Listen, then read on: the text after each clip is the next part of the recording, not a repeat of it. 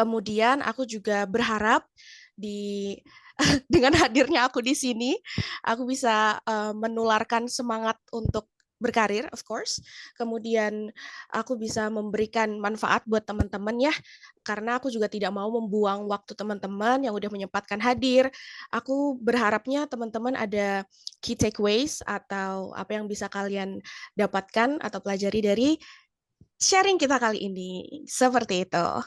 Oke, siap. Jadi tanpa langsung berlama-lama lagi, langsung saja kepada Mbak Raji. Layar dan waktu saya persilakan. Oke, thank you so much Hasna. So, selamat malam semuanya. Karena lagi disuruh mute, nggak apa-apa, tolong react pakai hati. Selamat malam semuanya. Kalau kalian react, aku bakal take that as another greetings. Thank you so much, Reni, Adelia, malam.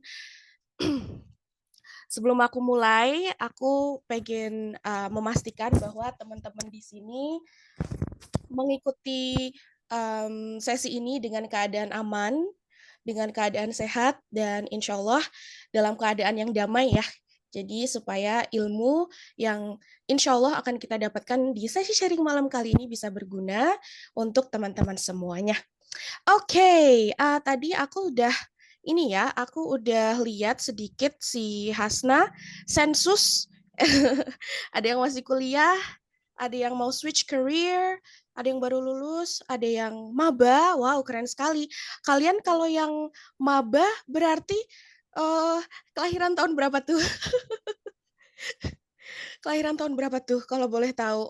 2000 2006, 2007.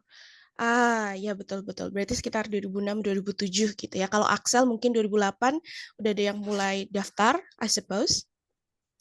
Oke, terima kasih banyak teman-teman sudah tertarik dan juga ikut join ke sesi ini. Aku mau share screen, jadi aku sudah menyiapkan satu, bukan materi, ingat bukan materi, ini adalah uh, patokan aja buat sharing. Seperti itu ya. One moment, everyone. Let me share.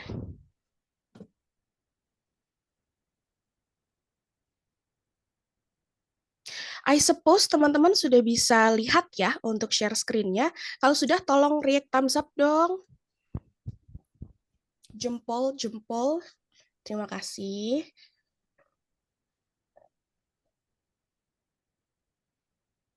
Oke, thank you everyone. Sekarang aku mau coba play slideshow-nya dan let me know kalau everything runs smoothly ya.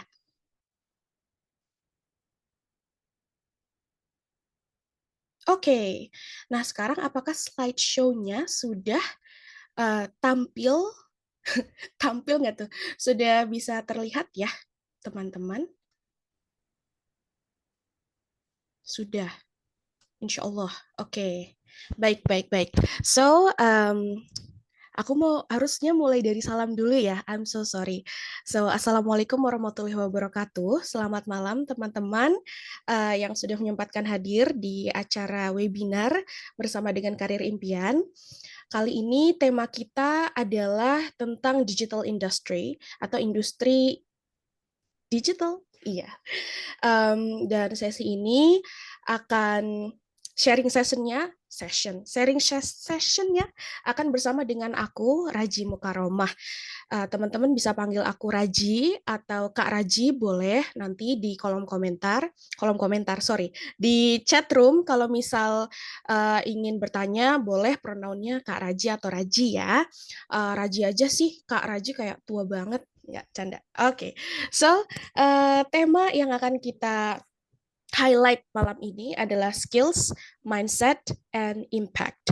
Um, Kenapa aku memilih tiga kata ini? Karena tiga kata ini sebenarnya merepresentasikan keseluruhan karir dan keseluruhan culture, I can say, di digital industry. Jadi kalau misal kalian berpikiran about menjadi bagian dari industri digital, itu adalah gabungan dari 3 hal ini, skill, mindset, dan juga impact. Oke, jadi welcome, selamat datang. Aku benar-benar me-welcome semuanya yang datang, baik dari background apapun, jenjang karir atau jenjang kuliah apapun, jurusan apapun, aku me-welcome kalian semua. Nah, get to know this girl right here. Jadi sebelum kita lanjut nih ke sesi sharing, aku mau kasih tahu sedikit tentang perjalanan karir aku. Jadi dari yang paling kiri ke yang kanan ya teman-teman ya. Mama. Oke, jadi aku memulai karir aku di industri digital itu dengan satu startup Korea beauty, beauty, ya kayak startup beauty Korea yang bernama K-Style Hub. Jadi di sini aku memulai perjalanan karir aku sebagai marketing staff Korean speaker. Jadi aku menjadi staff marketing, kemudian sekaligus Korean speaker, penerjemah bahasa Korea, dan interpreter bahasa Korea. Banyak ya job desk-nya. Kemudian setelah itu aku alhamdulillah dipercaya, diberikan rezeki oleh Tuhan untuk step up the game ke Lotte. Kalian pasti familiar karena Lotte ini basically ada di seluruh belahan dunia. Kebetulan aku di sister company Lotte Innovate, mereka adalah IT company-nya Lotte. Kebetulan aku ditempatkan di Lotte Chemical Site di offshore di Merak. Jadi aku selama setahun prihatin di Merak seperti itu. Kemudian setelah selesai dengan Lotte Innovate, aku yang sekarang lah yang hadir di sini karena aku menjadi bagian dari Traveloka. Buat teman-teman, uh, aku bisa 100% yakin teman-teman pernah menggunakan produk atau layanan dari Traveloka ya. Mungkin pesan tiket pesawat, pesan hotel, pesan tiket activities atau to-do, dan lain-lain, itu semuanya ada di Traveloka. Teman-teman mungkin bingung kenapa di sebelahnya ada Wayground formerly Quizzes. Jadi selain berkarir full time di Traveloka, aku juga alhamdulillah bisa double job atau sebenarnya yang Wayground ini lebih ke side hustle ya. Jadi aku juga dapat side hustle alhamdulillah by contract dengan Wayground formerly Quizzes. Buat teman-teman yang mungkin masih belajar, pasti sangat-sangat familiar dengan platform quizzes di mana kalian ngerjain kuis, ngerjain tugas dari teacher atau guru. Most likely kalau nggak uh, kalau nggak kompetitor yang itu berarti pakai quizzes kan. So quizzes now become Wayground dan aku menjadi consultant di sana untuk market Korea Selatan seperti itu. Jadi kurang lebih untuk karir aku sampai hari ini ada di full time Traveloka, kemudian di Wayground. Next ini ada ya sedikit gallery ya. Jadi bagaimana aku berkarir di K-Style Hub, teman-teman pasti tidak asing dengan Tech in Asia. I suppose, I hope, I wish, I believe. Jadi aku juga rajin menghadiri event seperti ini basically dari company sih. Jadi kita berkontribusi di event-event seperti konferensi, kemudian basically kita kan mau mengenalkan ya apa itu digital tech kita punya gitu. Kemudian di Lotte jadi kuproy guys.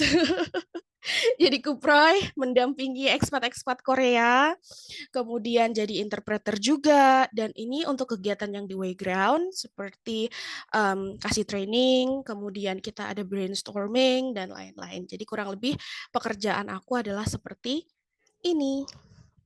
Alright, jadi itu sedikit tentang aku. Semoga tidak kebanyakan ya. Insya Allah. Jadi kita akan lanjut ke topik kita malam ini yaitu tentang dunia digital atau digital industry. Nah, teman-teman, kita semua udah tahu ya di era abad 21 plus ini, 21 yang menuju abad 22, kita itu semuanya udah serba digital. Kita mau makan, kita mau kemana-mana, kita pakai aplikasi ya. Bahkan Cari jodoh pun pakai aplikasi. Ada yang udah pernah coba? Nah, hari ini kita akan ngobrol-ngobrol tentang bagaimana caranya kita bisa thriving in the digital era. Tapi bukan cuma sekedar survive ya. Bagaimana kita bisa benar-benar setidaknya masuk ke dunia digital industri tersebut, kemudian bagaimana kita bertumbuh dan berkembang. Seperti itu. Tapi pertama-pertama aku mau tanya nih ke teman-teman semuanya. Aku mengharapkan partisipasi aktif di kolom chat ya. What comes to your mind when we are talking about digital? Jadi apa nih yang terlintas di pikiran teman-teman kalau kita berbicara tentang sesuatu yang digital? Satu kata, dua kata, silakan. Aku kasih waktu 30 detik deh, biar original idenya. Come on, teman-teman, silakan di chat. Instan, Erwin, thank you so much. Modern, Kak Alif, thank you so much. Instan, modern. Integration, integrasi ya. Media, very well. Ada lagi? Ada lagi? Come on. Instan, modern, integration, media. Platform, atau mungkin ada yang mau ngomong coding. Yes, teknologi, of course. Terima kasih inputnya teman-teman, sangat-sangat berharga. E-commerce, yes. Semua yang tadinya kita lakukan, I can say, semua yang tadinya kita lakukan manual, dan semuanya sekarang jadi digitalized, of course, dia jadi instan, yes, jauh lebih mudah. Tentu saja ini adalah menandakan, digital itu menandakan suatu peradaban modern, jelas banget. Dan salah satu integrasinya adalah e-commerce, betul sekali. Digital is about internet and gadget, betul sekali. So everything that you mentioned about digital is correct, and it's such a very impactful insight. Terima kasih teman-teman. Jadi yes, digital adalah semuanya related to internet, semuanya related to menjadi instan.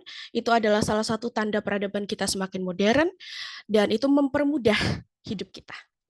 Selanjutnya, aku mau kasih insight nih, FYI, fastest growing jobs in 2025 to 2030. Jadi ini adalah list yang dibuat oleh C Asia Stats. Kalau misal teman-teman suka mengolah data, pasti mungkin tidak asing dengan C Asia Stats. Dia menggunakan data dari World Economic Forum 2025. Bisa dilihat sendiri ya, untuk the 10 fastest growing job atau pekerjaan yang paling cepat berkembang atau bertumbuh. Itu nomor 1 ada di Big Data Specialist, fintech engineers, AI, software, and applications developer, security management, semuanya berkaitan dengan dunia digital dan teknologi. Betul apa betul? Bahkan yang nomor 10 ini adalah Internet of Things Specialist. Internet of Things, semuanya kita akan coba diinternetkan atau didigitalkan seperti itu. Ada UI UX designers juga. Teman-teman dari job yang nomor 1 sampai 10 kira-kira ada yang baru dengar? Tadi kalau nggak salah aku ada lihat sensusannya Hasna, ada yang maba, atau ada teman-teman yang masih kuliah. Kira-kira ada nggak satu pekerjaan dari 10 list ini yang menarik perhatian? Silahkan di-share di kolom chat, please.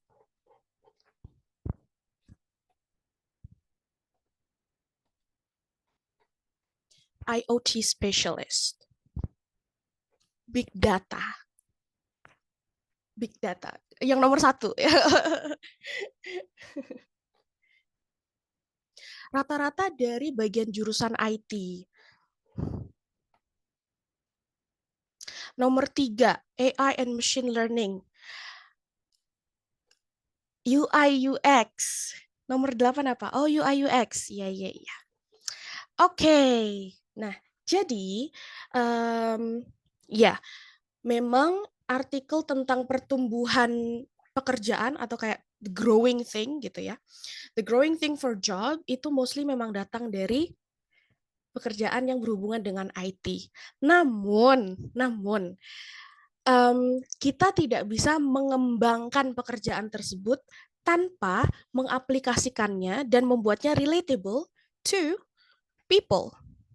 Jadi di sini yang mau aku kasih insight baru adalah mungkin kalau misal kalian dengar 10 pekerjaan ini, kalian akan berpikir ini pasti kerjaannya ngoding, ini kerjaannya scraping, ini kerjaannya nge-QA, ini kerjaannya adalah membuat kode-kode HTML, JavaScript dan lain-lain.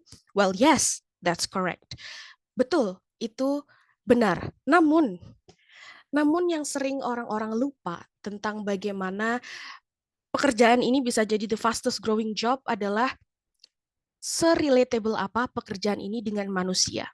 Karena balik lagi, teknologi diciptakan untuk memudahkan kehidupan manusia, right? Dan that's why orang-orang seperti aku hadir di industri digital. Oh iya, aku belum kenalan ya. Aku tuh ngapain sih di Traveloka? Jadi, di Traveloka itu ada banyak posisi engineer, of course. Ada QA engineer, ada QA platform, back-end developer, front-end developer, dan segalanya. Tapi aku hadir dengan sebuah titel yang sangat unik dan mungkin baru pertama kali ada di Traveloka Indonesia, yaitu aku sebagai Korean Interpreter and Analyst. Jadi aku adalah seorang interpreter bahasa Korea dan juga analis di sana. Apa sih kerjaannya? Kerjaanku adalah mengkoneksikan, menjembatani teknologi yang dibangun oleh Traveloka ke manusia, ke people. Seperti itu. Yes. Jadi kalau buat teman-teman yang tadi muncul, wah kerjaannya cuma bidang IT doang nih, aduh gue salah jurusan gak ya? Well, worry not, worry not. Aku bahkan tidak berbackground jurusan IT. Nanti aku jelasin di belakang. Kita lanjut dulu ya. Nah, so the working culture. Sekarang kita masuk ke working culture dari digital industry. I can say digital industry yang sudah aku tekuni dan aku sih harapannya itu mirip karena kalau bisa kita lihat digital industry di Indonesia itu culture-nya seperti ini.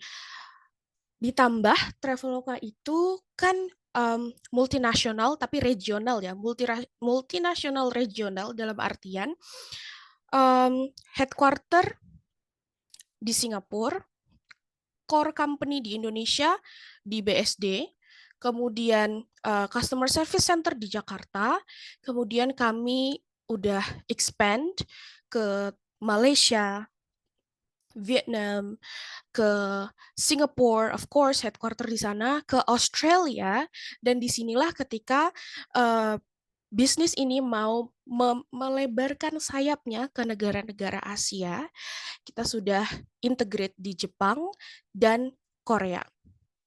Seperti itu. Dan di sanalah orang seperti aku hadir. Jadi, karena digital industry yang aku tekuni, yang aku geluti sekarang adalah salah satunya tidak hanya digital tapi juga multinasional. Bukan harapannya ya, ini memberikan gambaran tentang bagaimana nanti salah satu culture yang dianut atau menjadi adat di digital industry yang seperti ini adalah 3 ini. Sebenarnya banyak sekali kalau misal once kita udah masuk, kita ngerasa oh ternyata kerja di sini tuh let's say pali-pali atau gerubak-gerubuk gitu. Mungkin ada kantor-kantor yang seperti itu, namun aku bisa generalize karena ini tidak talking only about Traveloka. I try to generalize it with digital industry. Ini aku nggak ngambil dari manapun, aku nggak nyari artikel. Ini adalah hasil pengalaman aku sendiri, teman-teman. Nah, jadi yang pertama, fast-paced, of course. Tapi fast-paced itu tidak sama dengan gedebak-gedebuk atau gerabak-gerubuk ya teman-teman. Fast-paced di sini dalam artian dinamis dan cepat berubah.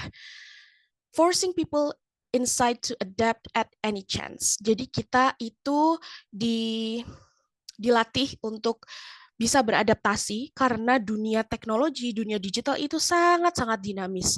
Dinamis dalam artian kebutuhan manusia itu selalu berubah dan kebutuhan manusia itu selalu berubah menuju yang kadang kita nggak bisa prediksi. That's why.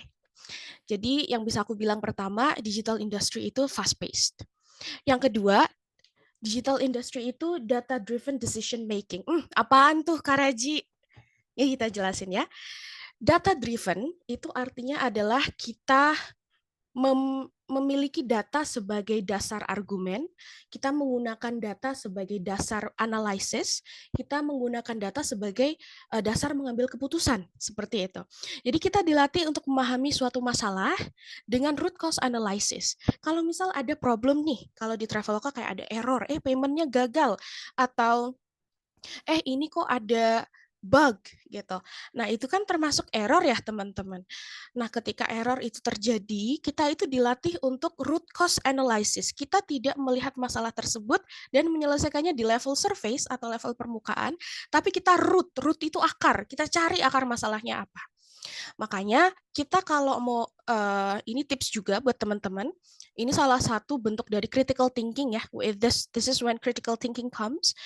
Jadi ketika kita mau root cause analysis, pertanyaan yang kita ajukan itu why? Why? Kenapa? Kenapa? Kenapa? Kenapa? Itu satu kata yang bisa membawa kita ke akar permasalahan. Nah, kemudian kita juga nggak bisa nih cuma ngasih masalah nih, bring up masalah ke meeting. Guys, payment credit card Mandiri misal. Guys, payment credit card Mandiri gagal. Titik. Oke, now what? So what? Terus apa? So what? Jadi kalau kamu bring up masalah di sini, bukan bring up dalam artian kita yang bikin masalah ya. Jadi kalau misal kita menemukan satu problem, sebelum kita bring up, kita itu dilatih untuk root cause analysis dulu. Kita harus critical thinking dulu, kenapa ini bisa terjadi. Tadi kalau misal kita mau root cause analysis, pertanyaan kita adalah why. Sekarang ketika kita mau memberikan solusi, pertanyaan kita adalah how. How can we fix this? Bagaimana caranya kita bisa membereskan ini? Kalau misal, ternyata kita harus mengganti codingan di string nomor 74. String nomor 74 itu codingan apa? Dan bagaimana cara kita memperbaikinya? Apakah kita menambahkan kode, mengurangi kode, memodifikasi?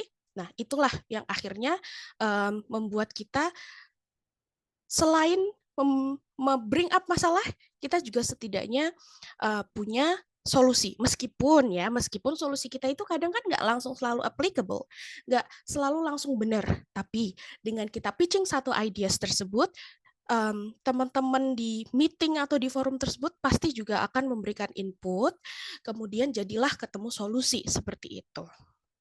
Itu yang kedua, data-driven decision making. Kita tidak membuat keputusan atau argumen hanya berdasarkan firasat atau katanya atau yang seperti itu, tidak. Yang ketiga adalah strong ownership. Jadi kebetulan I can say my supervisor atau my direct manager itu tidak berkantor di Indonesia, melainkan beliau ada di Singapura, di headquarter. Kemudian tidak ada yang secara langsung mengawasi pekerjaanku. Itu kondisi aku di sini ya. Jadi manajer aku ada di Singapura. Kemudian gimana nih aku bisa mengontrol kalau misal kayak aduh nggak ada yang ngeliatin, aku bisa kali YouTube-an aja seharian dan melalaikan pekerjaan, right? Nggak ada yang ngeliatin ini, but no. Salah satu culture yang paling mendarah daging, itu kayaknya terlalu ekstrim.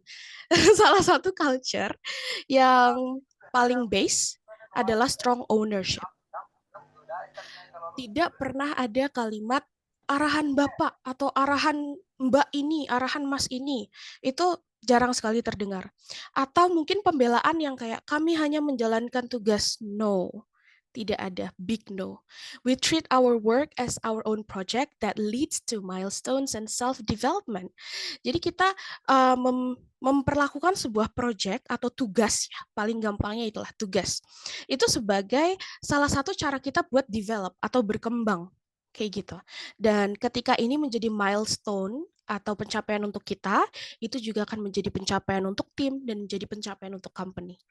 Seperti itu. Ini adalah the working culture in digital industry. Oke, sekarang kita lanjut ya. Setelah kita tahu the working culture di digital industry ini, so what skills are needed? Oke, kita udah tahu culture-nya seperti itu. Lalu kita kalau misal mau terjun ke dunia industri digital, skill apa sih yang kita punya? Of course, disinilah yang tadi aku masukkan di title ya. Ada skills, mindset, dan juga attitude. Nah,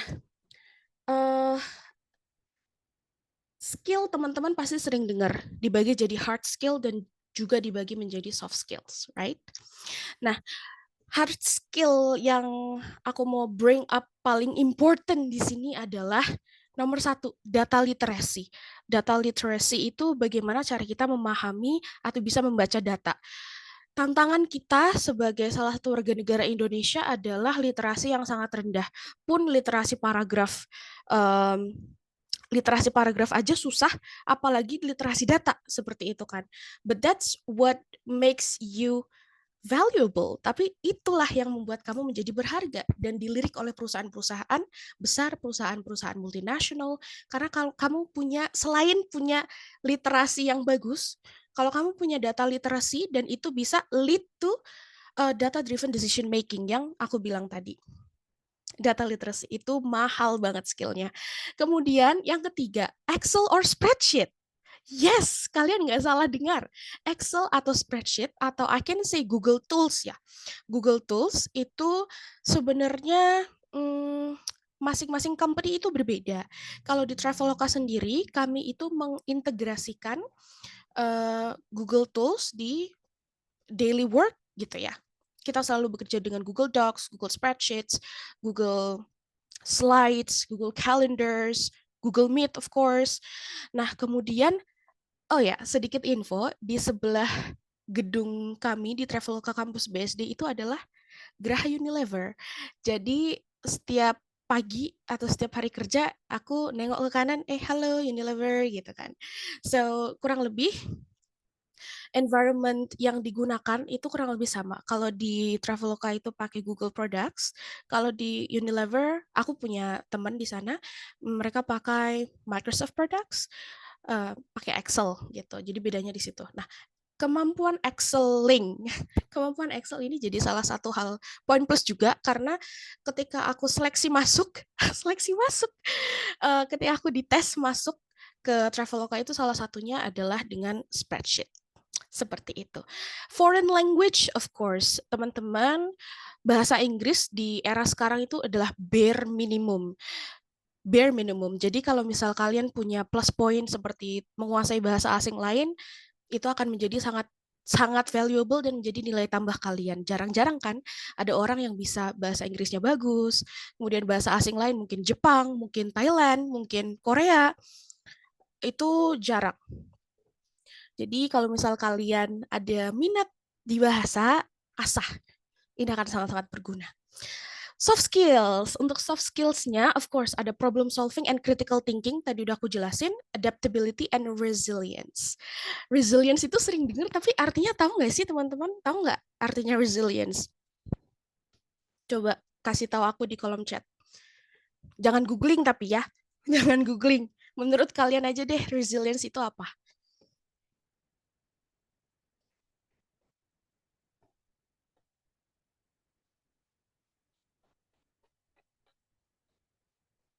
Resilience sebelah-sebelahan sama adaptability nih. Ayo, ayo.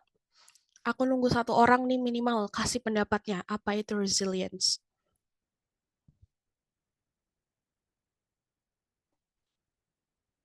Aku sambil lihat-lihat chat, ternyata lucu juga nih. Come on guys.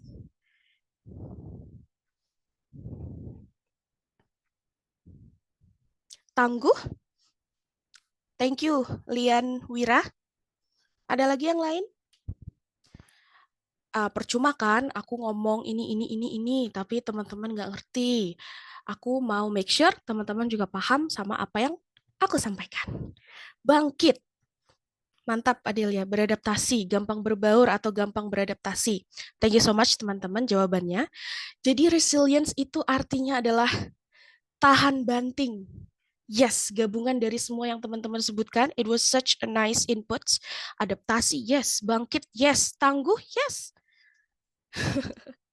Yes, itu adalah hal-hal yang membuat kita menjadi resilient. Seperti itu. Communication. Komunikasi. Tahu nggak meme yang ini? Makanya komunikasi. Nah, kurang lebih seperti itu. Kita juga di sini sebenarnya ini applicable to all type of business ya. Applicable to all type of business, tapi soft skill yang ini tuh paket lengkap ini tuh kadang jarang ditemukan di satu person atau satu individu. Seperti itu. Yang terakhir adalah inisiatif. Nah, ini nih yang kadang susah banget loh ada di orang Indonesia, inisiatif. Kayak tadi contohnya, baru aja kita lihat bersama-sama. Ayo, siapa yang kira-kira tahu apa artinya resilience? Aku nunggu lama tuh, kayak sekitar berapa detik, mungkin hampir 1 menit. Pasti ada perasaan gak enak. Pertama, karena kalau aku duluan nanti kayak aku kelihatan sok pinter gak ya? Kedua, ini kalau misalnya aku salah, aku dipermalukan tidak ya? Yang ketiga, ini aku ngomong apa sih? Mungkin ada perasaan-perasaan seperti itu. Aku paham banget. Tapi teman-teman, untuk kita bisa thrive, untuk kita bisa berkembang, untuk kita bisa survive di dunia kerja, di dunia digital industry, kita harus punya inisiatif. Seperti itu. Terima kasih teman-teman yang sudah berinisiatif menjawab ya. I really appreciate that. Ini adalah salah satu bentuk latihan. Alright, hard skill udah, soft skill juga udah. Sekarang apa? Ini adalah contoh komunikasi aku dengan supervisor aku yang ada di Singapura. Jadi kita menggunakan salah satu platform chat ya. Yang pertama, aku mau highlight bagaimana aku tidak bertele-tele dalam ngechat. Pun sebaliknya. I would like to inform you that I'm planning to take leave on 11 and 12 September. Is it possible? If there's anything that I can help to speed up the work, please let me know. Jadi karena pekerjaan aku itu berhubungan langsung dengan beliau, aku minta terus kerjaanku apa, kayak gitu kan. Itu adalah salah satu bentuk inisiatif karena teman-teman, I can say orang-orang yang ada di digital industry atau multinational company yang kita benar-benar bekerja seperti ini, atau aku nggak tahu, kalau misal kita tidak dikasih tugas, itu kita ngerasa, aku ngerasa, apakah aku sudah tidak berguna? Seperti itu. No, bercanda. Jadi kayak, aku hadir di sini, di company ini, di perusahaan ini untuk memberikan impact, untuk bekerja gitu. Tapi ketika misal aku tidak atau belum diberikan load pekerjaan, aku harus minta. Kenapa? Karena aku nggak mau uang yang mereka investasikan untuk menggaji aku itu hasilnya kosong. Aku nggak mau. Itu adalah salah satu mindset yang teman-teman di Traveloka punya, seperti itu. Jadi kalau misal oke, let's say pekerjaan A udah selesai, udah confirm kalau ini sudah beres, now what? Sekarang apa? Apalagi? Give me more task. Kenapa? Karena kita ada di company tersebut tidak hanya untuk duduk diam ngejogrok atau jajan ke Family Mart, no. No, no, no. No, no, no ya. Kita itu membuat impact. That's why. And then, ini ada salah satu contoh yang bawah. Ketika kita mau jump to another project, another localization project. Jadi aku bilang nih ke CJ, I started it yesterday, the help center. You can take a look at the PPT we used to do for Terra project as well. I made a new section under our last part. Itu adalah langkah pertama aku, yaitu aku membuat the first step. Baby step is always a first step and it's always a big step. Jadi meskipun langkahnya hanya langkah kecil, yaitu membuat sheet baru atau membuat judulnya baru, nanti kan ide itu akan mengalir ketika first step-nya udah ada. Jadi J juga memberikan sebuah input nih, oh instead of PPT, why don't we just submit directly to Excel gitu kan.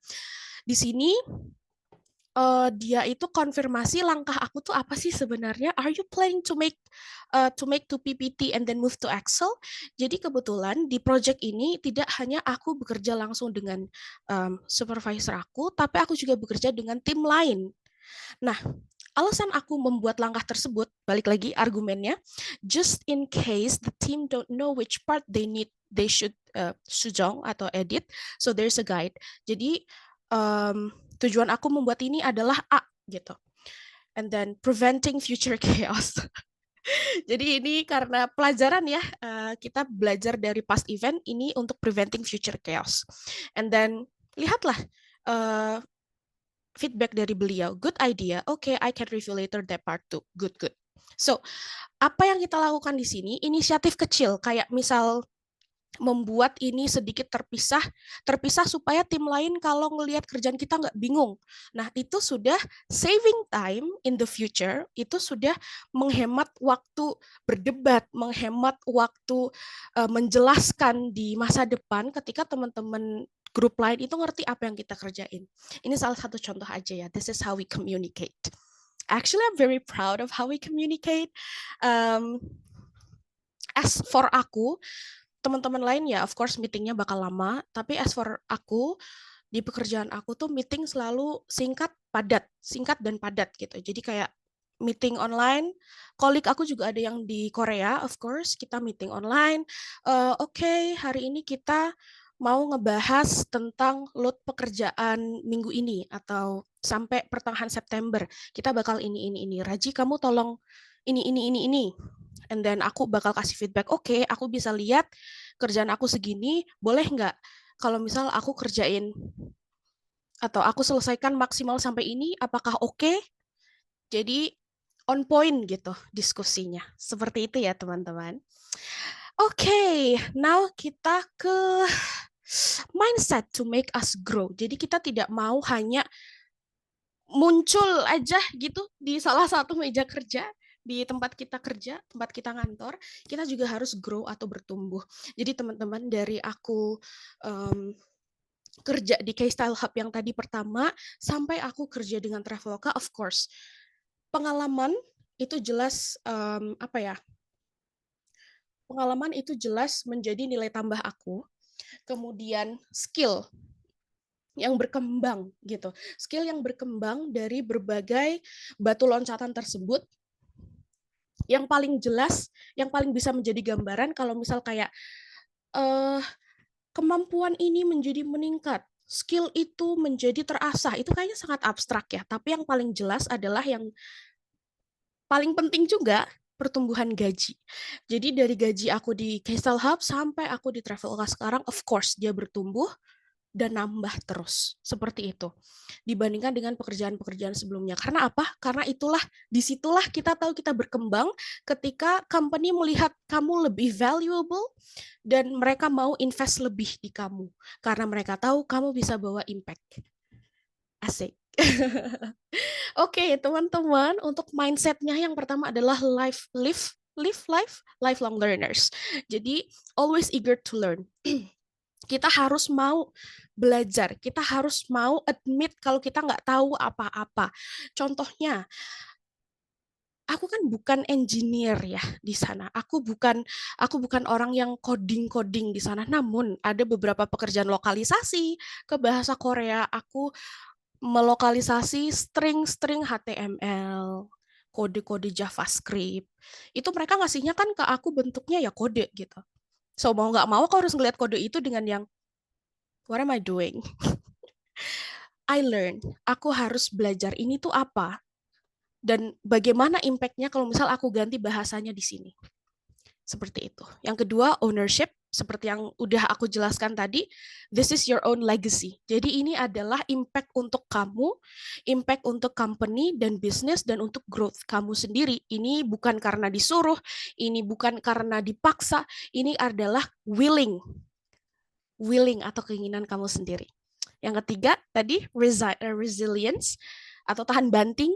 What doesn't kill you makes you stronger. Kayaknya tidak asing ya lirik tersebut, teman-teman. Yang terakhir adalah collaboration over competition. Teman-teman, kita bekerja itu jangan pernah merasa kita sedang berkompetisi satu sama lain. Tidak. Kita sedang berkolaborasi. Oke, kadang yang ngedrag kalian jatuh adalah rasa kalau kita tuh kompetisi loh sama si A, makanya kita sikut-sikutan, makanya kita, aku nih yang harus jadi manajer duluan tahun ini. No, kita collab instead of compete. Seperti itu. So ya, ini ada study case. Jadi aku pernah diminta tolong, ada salah satu task di mana aku harus localize 1000 lebih airports ke bahasa Korea. Dan listnya itu sudah provided, listnya itu udah diberikan. Jadi kayak, Raji, this is your task to localize these airports to bahasa Korea. Dan ETA yang diberikan kurang lebih adalah 2 working weeks, 2 minggu. 2 minggu kerja, so it's 10 days basically, 10 hari aja. Ini pertanyaan buat teman-teman juga, supaya kita bisa mikir ya. How would you make your strategy to finish and proofread it and prevent injury time? Jadi teman-teman, kita di sini bekerja ada yang namanya injury time. Aku selalu mengambil injury time itu paling tidak H-2 sebelum deadline. Jadi kalau misal deadline-nya tanggal berapa? 5 September, aku harus usahakan kerjaan ini selesai maksimal tanggal 3. Untuk menghindari apa? Menghindari injury time.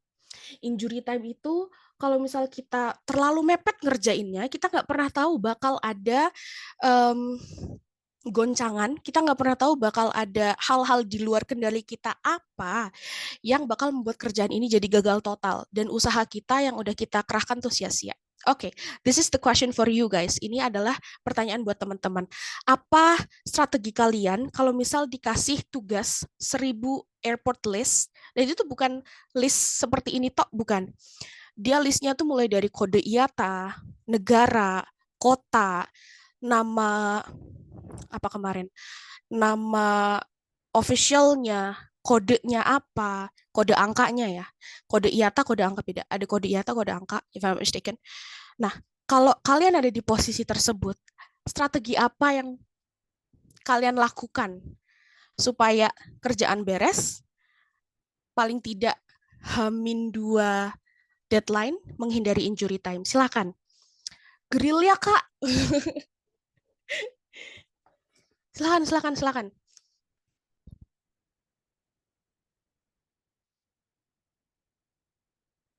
Ayo, siapa nih yang mau berinisiatif? Atau mungkin ada yang aku sih bakal cicil sih, Kak, gitu.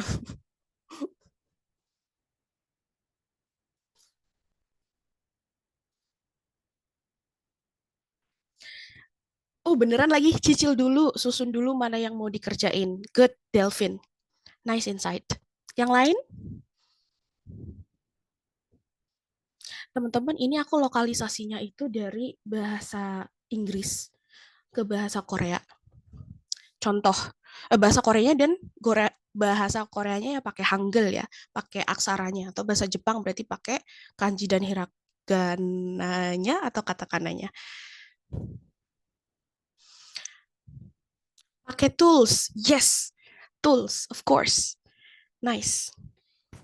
Hana, thank you so much. Dari 26 ya, 27 kan sama aku nih, 26 peserta. Teman-teman, ada yang kepikiran nggak kira-kira ngerjain kayak beginian tuh gimana? Karena this really happens di dunia kerja. This really happens di dunia kerja.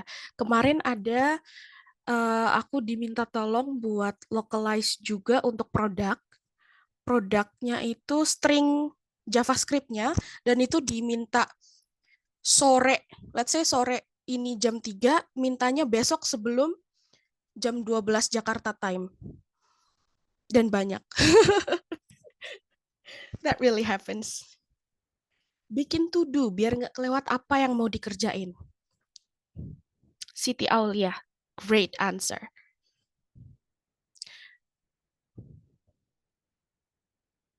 Bagi 120 search bandara per hari, sama manfaatin tools yang ada. Great insight, Lian Wira. Yes, jadi apa yang disebutkan teman-teman itulah yang basically aku lakukan. Karena ini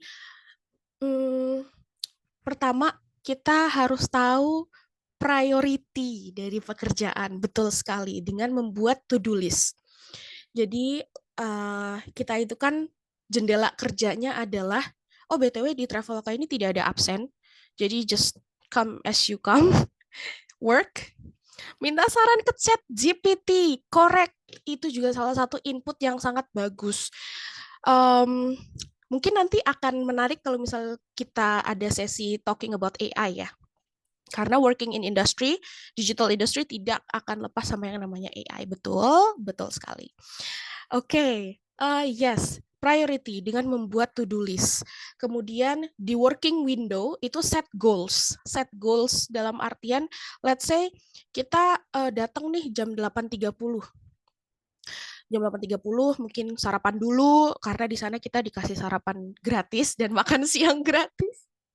Does it sounds triggering guys? I'm so sorry, tapi that's what really happens. Setiap pagi di Traveloka kami ada sarapan gratis, kemudian makan siangnya juga gratis. Kita pakai aplikasi, tinggal pilih gitu.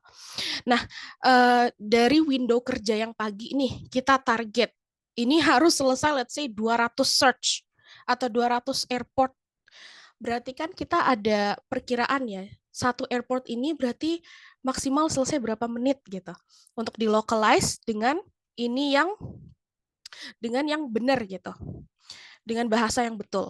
Kurang lebih seperti itu. Betul. Ada priority, to-do list, kemudian apa namanya? Oh, energy management. Jadi instead of mungkin nanti kita bisa bahas lebih lanjut. Aku ada di grup juga anyway untuk energy management. Mungkin nanti aku akan jawab di grup aja. Tolong di reminder ya, karena kita waktunya terbatas di sini. Betul, itu yang diberikan insight-nya oleh teman-teman. Terima kasih banyak. Dan finally, aku juga menggunakan tools yang ada di spreadsheet karena ada banyak nama yang berulang ya, seperti Jakarta. Jakarta punya 2 bandara. Kemudian di negara-negara lain satu kota bandaranya namanya sama. Kemudian ternyata di dalam data tersebut ada helipad. Di data tersebut ada Skytrain. Di data tersebut ada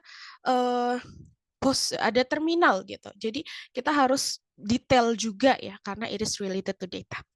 Anyway, kita sampai ke what should you prepare. Apa sih yang harus teman-teman prepare kalau misal, wah kayaknya digital industry aku banget nih, aku harus masuk. Who knows, right? Ini general, tapi for your information, aku juga alhamdulillah dapat kesempatan ini karena melakukan step-step yang ini. Kesempatan ke Travelokanya. Yang pertama, do some research, of course. Kalian harus tahu kalian itu mau ke company apa, dia itu produknya apa. Mungkin kalau misal di webnya kelihatan culture working environment-nya, itu akan lebih bagus. Tapi kalau tidak, most likely seperti yang aku sampaikan tadi, 3 poin di depan. Do some research. Jangan males untuk riset. Kemudian melihat company ini, kayaknya company ini bakal berkembang deh. At least 5 tahun. Boleh nih aku coba seperti itu. Yang kedua, build your top skills and share it. Top skill kalian mungkin ada di bahasa. Build, bangun, dan perkuat. Kemudian share. Share dalam artian bukan pamer ya teman-teman. Share itu dalam artian kasih tahu atau kasih awareness kalau hey HR, halo teman-teman HR, Bapak Ibu HR, aku punya skill ini loh. Seperti itu. Jadi kayaknya kalau aku contribute boleh nih Pak, DM dong. Gitu ya. Jadi share dalam artian aku tuh bisa bahasa Korea loh, ini buktinya. Ini aplikasi sehari-harinya. Ini contoh kerjaan aku. Kayak gitu. Yes. Share-nya di mana? LinkedIn. Sebenarnya nggak cuma LinkedIn, kalian bisa share di media sosial platform apapun, tapi aku lebih menyarankan LinkedIn karena di sana itu masih, menurut aku, environment-nya masih orisinil, kemudian bagus untuk boosting career. Just take the good things aja.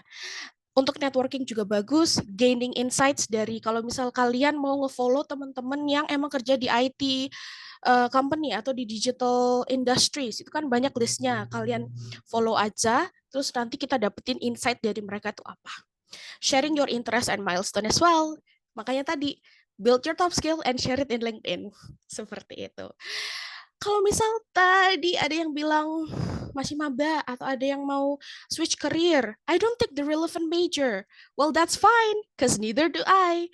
Jadi teman-teman, pun aku ngerti sedikit tentang HTML karena ya mau tidak mau terpaksa ya aku harus ngerti karena pekerjaanku berkaitan dengan itu. Kemudian ketika dulu di Lotte juga aku translationnya related to IT, mulai dari konfigurasi jaringan, firewall, aplikasi, web service segala macam itu aku yang translate juga. Dan I don't take relevant major, well that's fine. Aku tidak datang dari jurusan IT. Pun aku tidak datang dari jurusan bahasa Korea. Aku datang dari jurusan business administration. Yes. Aku jurusan bisnis administrasi, teman-teman, dan itu tidak menutup kemungkinan bahwa kalian tetap bisa berkarir di industri digital. Seperti itu. Terakhir dari aku adalah key takeaways. Jadi apa sih yang bisa kalian bawa pulang setelah dengerin aku berbicara? Dengerin aku berbicara di sini. Pertama, industri digital itu dinamis dan penuh peluang. Nggak pakai tapi ya, dinamis dan penuh peluang. Akan terus ada peluang untuk kamu yang mau mencoba untuk terjun ke industri digital. Skill plus mindset adalah kunci sukses, plus attitude. Itu wajib ya teman-teman, attitude after all. Setiap tantangan yang kalian dapatkan adalah peluang untuk belajar dan berkembang. Jangan jadikan tantangan itu sebagai pemati semangat kalian. Ingat, what doesn't kill you makes you stronger. Mulailah sekarang, jangan tunggu sempurna. Yes, karena kalau misal kita nunggu sempurna, kita nggak akan pernah mulai, dan kesempatan itu akan lewat saja. Yes, jadi itulah untuk sesi sharing kali ini, teman-teman. Let's connect. Di barcode ini, kalian bisa temukan Instagram aku dan LinkedIn aku. Ada TikTok juga sebenarnya, namun aku lagi kurang aktif di TikTok. Jadi teman-teman kalau mau diskusi, mau tanya lebih lanjut, aku aktif di Instagram dan juga LinkedIn. Seperti itu. Terima kasih banyak sudah mendengarkan. Sekarang, I guess it is the Q&A session. Silakan. Oke, thank you Mbak Raji. Keren banget ya, insightful banget teman-teman. Jadi bisa dijadiin apa ya? Ibaratnya kayak bekal buat teman-teman nanti kalau misalnya mau berkarir di Traveloka kayak gitu. Nah, karena waktunya terbatas, jadi aku langsung aja open Q&A buat teman-teman yang mau bertanya nih ke Mbak Raji. Boleh on mic atau tulis di kolom chat kayak gitu. Silakan. On mic dong. Aku mau denger nih Boleh nih suara langsung. Iya, calon ngobrol-ngobrol gitu. talenta-talenta digital industri Indonesia. Asik. Halo Kak Raji, Hai, siapa nih, siapa nih, siapa nih? aku Adelia. Adelia. Hai, Adelia. Ya, aku mau bertanya Kak. Silakan. Iya, ini maksudnya skill apa yang diperlukan untuk switch karir nih? Karena aku kan mau switch karir ke dunia digital ya. Jadi sebelumnya tuh belum ada background apapun gitu tentang digital. Nah, skill apa sih yang penting untuk masuk ke dunia digital gitu? Oke. Good question, Adelia. Terima kasih pertanyaannya. Skill, kita balik lagi ke sana supaya kita dapat idea sebentar. Skill yang kamu ekspektasikan skill apa, Adelia, kalau boleh tahu? Apakah komputasi atau apa? Untuk di dunia digital marketing, Kak. Digital marketing, good. Lebih spesifik, jadi aku lebih bisa jawab ya. Okay. Jadi untuk digital marketing sendiri, Yang pertama, kamu harus punya skill untuk manajemen waktu dan tenaga. Itu penting banget. Yang kedua, aku pernah ambil short course-nya dari Google. Google Analytics itu penting banget. Jadi kalau Adelia mau, Google Analytics Google itu memberikan kursus-kursus gratis untuk skill-skill digital yang diperlukan. Jadi Adelia bisa cari aja nih, misal keywordnya di free search ya, Google Analytics course. Sebentar, aku bantu aja di kolom chat. Jadi kamu bisa tinggal copy nih. Google Analytics course. Nah, seperti itu. Aku ada sertifikatnya dan itu gratis dari Google. Kalau misal teman-teman mau belajar Google Analytics dari tempat les, itu boleh kayak MySkill. Aku juga dulu subscribe MySkill buat belajar basic-basic Google Analytics. Kemudian Google itu yang gratis. Coursera juga memberikan course-course dari university malah. Kalau misal kalian pinter buat dapetin financial aid-nya, jadi nggak usah bayar, itu juga boleh banget. Gimana Adelia? Apakah menjawab? Udah terjawab, Kak.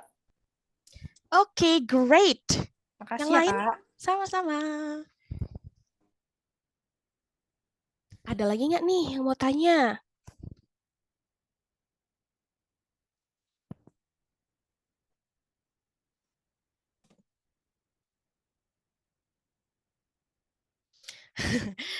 Halo, Siti Aulia Rahmah. Kakak belajar bakor berapa lama lewat platform apa? Aku belajar bahasa Korea serius itu dari 2019. Platformnya macam-macam. Aku belajar sendiri, aku tidak les. Dan aku mengambil sertifikasi, tentu saja. Aku belajar sendiri, aku tidak les, aku ambil sertifikasi, kemudian aku join komunitas-komunitas belajar bahasa Korea dulu. Jadi ya dari situlah skill ini terbangun, Kak. Masya Allah, tabarakallah. Ada lagi nggak, Hasna, yang bisa aku bantu untuk dijawab pertanyaannya? Halo teman-teman, boleh banget yang mau bertanya, mumpung waktunya masih ada, boleh langsung on mic aja ya, nggak usah malu. Oh, ada pertanyaan nih dari Kareni. Karaji, budaya kerja di Traveloka kan terkenal dinamis dan kolaboratif. Nah, menurut kakak gimana budaya tersebut membantu karyawan untuk terus belajar dan beradaptasi? Dan kalau untuk mahasiswa atau fresh graduate, sendiri apa yang bisa mulai dipersiapkan sejak dini agar lebih siap ketika masuk ke dunia kerja di perusahaan teknologi seperti Traveloka. Silakan. Wow, Reni, thank you so much for the magnificent question. Terima kasih banyak pertanyaannya. Sebentar ya, sebentar aku baca-baca. Bagaimana budaya tersebut membantu karyawan untuk terus belajar dan beradaptasi? Bagaimana caranya budaya tersebut membantu karyawan? Dipaksa. Kita dipaksa untuk adaptif dan kita dipaksa untuk berkolaborasi. Karena once kita masuk ke lingkungan kerja yang seperti itu ya, mau tidak mau kita menjadi bagian dari lingkungan kerja tersebut dan itu yang akan mulai tertanam ke diri kita. Bagaimananya adalah misal aku bisa kasih contoh ya, kita kalau misal ada kerjaan cross country, cross selling atau cross country gitu ya. Jadi bagaimana hal tersebut membantu karyawan? Kita tidak dibantu, Kak, kita dipaksa. Kita dipaksa untuk menjadi adaptif. Dan itu adalah salah satu hal yang aku syukuri aku dapatkan di perusahaan-perusahaan digital industry. Dan kalau untuk mahasiswa atau fresh graduate sendiri, apa yang bisa mulai dipersiapkan sejak dini agar lebih siap ketika masuk ke dunia kerja? Pertama, kalian harus punya wawasan dan kebiasaan untuk itu tadi, lifelong learning. Wawasan dalam artian kamu itu tidak terpaku pada satu lini informasi tertentu. Kalau misal kamu lebih aware tentang perkembangan dunia digital, itu akan sangat-sangat bagus. Kamu bisa mulai tarik kesimpulan dari situ, kamu bisa mulai belajar dan asah skill-skill yang mungkin relevan. Seperti tadi ada digital marketing, kamu bisa mulai ke Google Analytics. Ke tools-nya itu ya, Google Analytics. Kemudian kalau misal kamu mau masuk ke dunia yang gelap nggak dong, maksudnya ke dunia yang kayak, aku kayaknya mau ngoding aja deh, kira-kira aku harus mulai dari mana ya? Well, worry not, aku juga akan bantu share.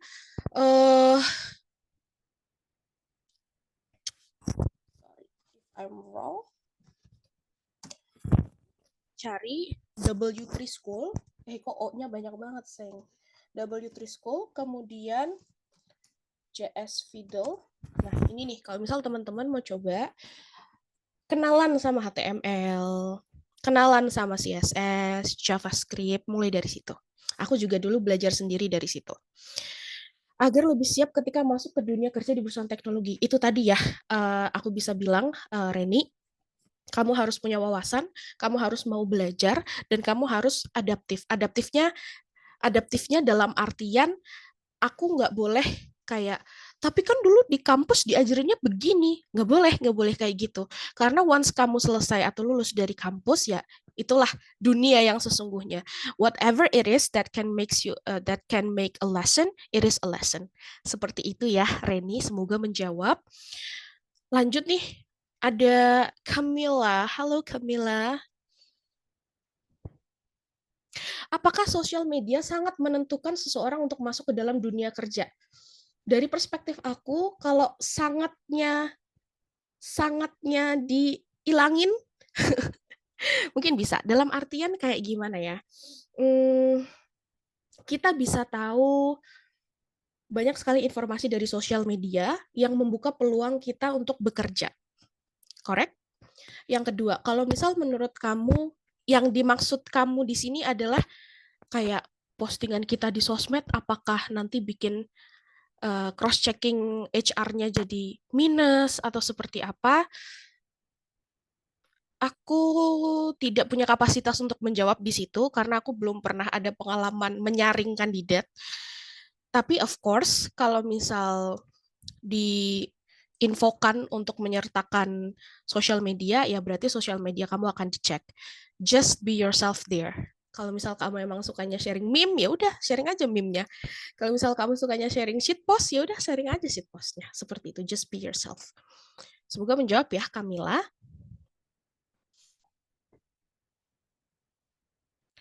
Wow, ada fellow Business Administration Cinggu di sini. Halo, Melati. Business Administration soft skill. Yang pertama, aku bisa bilang adalah peka. Peka dalam artian, aku kurang tahu ya, karena aku tidak mengambil jurusan Business Administration di Indonesia. Mohon maaf, mungkin tidak relevan.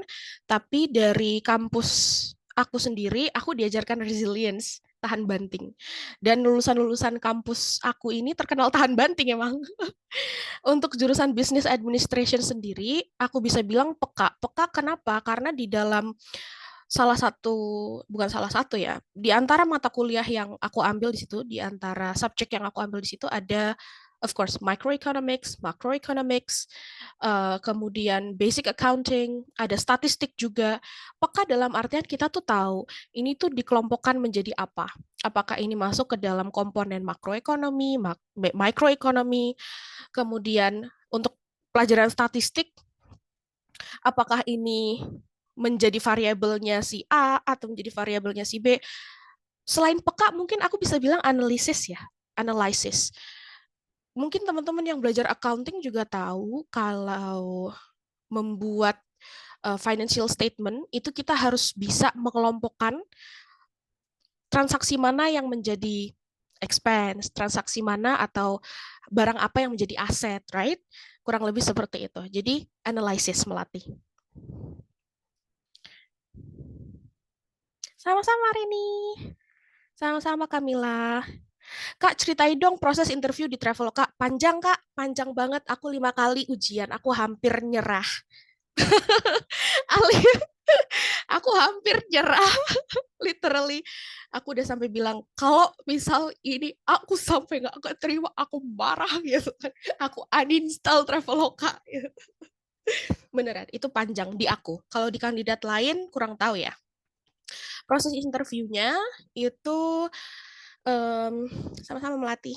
Proses interviewnya itu aku diberikan, sorry, instead of menjawab seperti hal yang sangat-sangat teknikal, aku bisa bilang aku enjoy melakukan interview dengan teman-teman dari Traveloka. Plot twist sebenarnya, awalnya tuh aku di hire untuk posisi A. Udah tuh, aku udah menjalani proses interview, udah interview sama user lapis pertama, I can say, user lapis pertama, ternyata diteruskan ke user final boss-nya, which is J tadi yang muncul itu di screen, yang di Singapura. Beliau adalah native Korean juga. Of course, aku diajak ngobrol tentang berbagai cases. Aku diajak ngobrol dan sharing pendapat tentang berbagai perspektif, I can say. Ekspektasi juga ditanyain. Ekspektasi kamu apa nih, Raji? Apakah kamu inginnya bekerja bersama tim? Atau kamu oke aja kalau misal kamu bekerja sendiri? Seperti itu. Jadi yang aku suka dari proses interviewing ini lebih ke kayak ngobrol, I can say. Seperti itu. Jadi ada tuh saat di waktu interview dengan user level yang pertama, tahu-tahu udah hampir sejam lebih dan kita cuma ngobrol hahaha gitu. Cuma ngobrol hahaha tapi diterusin ke final boss, canda. Jadi pembawaannya memang seru dan tidak ada intimidasi apapun, tidak ada perasaan kayak kamu kalau aku suruh hitung lampu merah di seluruh Jakarta ada berapa, itu kayak gitu nggak ada, alhamdulillah. So it's like real life cases. Ketika aku diposisikan, misal nih Raji, kamu udah jadi posisi A. Kamu udah jadi posisi A, kemudian kita ada tugas seperti ini, ada case seperti ini, kamu bakal gimana ya kalau misal ada yang kayak gitu? Jadi dikasih real case, real life cases. Nah, setelah selesai interview dengan yang si final boss, aku dianggurin, teman-teman. Aku dianggurin. Aku nangis, nggak bercanda. Aku hampir nyerah karena ini kalau misal aku sampai tanggal sekian nggak ada follow up, adalah aku terima pekerjaan yang lain karena waktu itu posisinya ada 3 atau 4 company yang mengantri. Jadi aku um, melihat dan kayak wah gila, Traveloka, aku harus masuk sini. Seperti itu kurang lebih. Plot twistnya adalah aku dianggurin seminggu, 5 hari kerja, itu karena mereka ternyata sedang mencari pengganti untuk si posisi yang tadinya mau diisi oleh aku. Jadi tadinya aku mau masuk ke posisi A, udah selesai interview dengan final boss, ternyata sepi 5 hari kerja, ternyata mereka sedang mencari pengganti. And then ketika aku dihubungin kembali sama HR-nya, ternyata aku diberikan posisi yang lebih tinggi. Aku kaget banget. Dan itu aku ditempatin di sini, Traveloka Kampus BSD. And it's the core company, I can say. The core of the company in Indonesia. Dan itu aku benar-benar nangis saat itu. Maksudnya nggak saat itu sama HR-nya ya. Pas aku tutup Google Meet-nya aku nangis habis itu. So ya, seperti itu kurang lebih Kak Alif.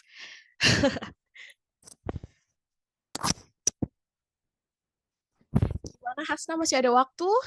Oke, halo teman-teman, aku mau infoin juga karena waktunya terbatas. Mungkin teman-teman yang masih ada pertanyaan nanti bisa langsung ke Mbak Rajinya langsung ya. Tadi udah langsung dikasih tahu sosial medianya ya lewat barcode. Jadi teman-teman nanti bisa langsung tanya ke Mbak Rajinya langsung.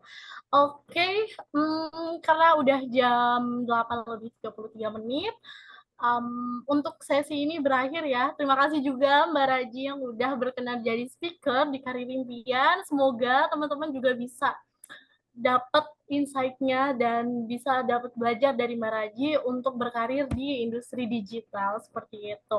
Oke, tapi sebelum aku tutup, boleh nih teman-teman untuk on cam kali ya kita mau foto bareng. Boleh teman-teman yang mau on cam silakan. Yeay. Kita abadikan momen dulu ya. Iya, silakan Hasna, tolong jepret. Oke. Oke, yuk teman-teman on cam, aku minta waktunya sebentar. Nggak sampai 5 menit. Kapan lagi satu frame kan sama Hasna, nih founder Karir Impian. Oke, aku tunggu ya. Kak Reni, kalian, Kak Delvin, Kak Melati gitu ya, Kak Deti, dan lainnya boleh banget on cam. Kita sesi foto bersama dulu. Oke? Okay?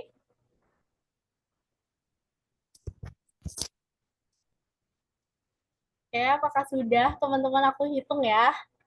Oke, 1, 2, 3. Oke, sekali lagi. Ganti gaya teman-teman. 1, 2, 3.